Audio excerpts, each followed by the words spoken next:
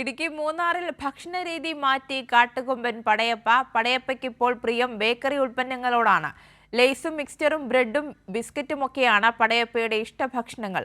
കഴിഞ്ഞ ദിവസം പടയപ്പ 2 വഴിയോര കടകൾ തകർത്ത ബേക്കറി ഉൽപ്പന്നങ്ങൾ അകത്താക്കി. കഴിഞ്ഞ കുറച്ചു നാളുകളായി ജനവാസ മേഖലയിൽ തുടരുന്ന കാട്ടുകൊമ്പൻ പടയപ്പയെ കൊണ്ട് പൊറുതിമുട്ടിയിരിക്കുകയാണ് നാട്ടുകാർ.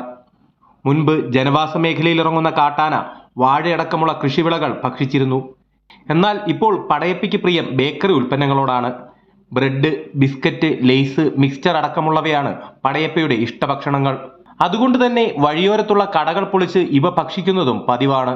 കഴിഞ്ഞ ദിവസവും 2 കടകൾ തകർത്ത് ബേക്കറി ഉൽപ്പന്നങ്ങൾ പടയപ്പ അകത്താക്കി.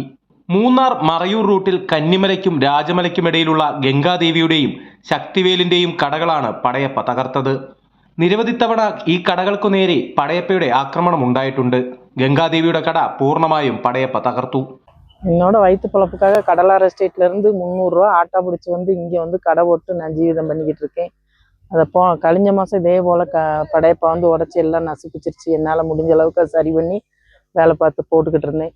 இப்போ ரொம்ப நஷ்டமாகி போச்சு எனக்கு. கடையில் எல்லா சாதனமும் போய் கடையும் ஒன்றும் இல்லாமல் ஆக்கிருச்சு. என்னால் ஃபாரஸ்ட் ஏதாவது நடவடிக்கை எடுத்து இந்த படையப்பா யானை எங்கிட்டாவது காட்டுக்குள்ளே பார்க்கறதுக்கு வழி பாருங்க.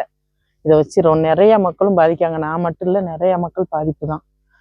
எனக்கு ஏதாவது ஃபாரஸ்ட்லேருந்து கொஞ்சம் ஹெல்ப் பண்ணுங்க. அப்போ தான் அந்த கடையை வேலை செஞ்சு என்னோட ജീവിതத்துக்கு நான் பார்க்க முடியும். പടയപ്പയെ പേടിച്ച് തോട്ടം തൊഴിലാളികൾ വാഴയടക്കമുള്ള കൃഷികൾ പാടെ ഉപേക്ഷിച്ചിരുന്നു.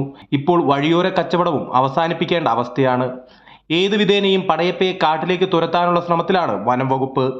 കൈരളി ന്യൂസ്, ഇടുക്കി.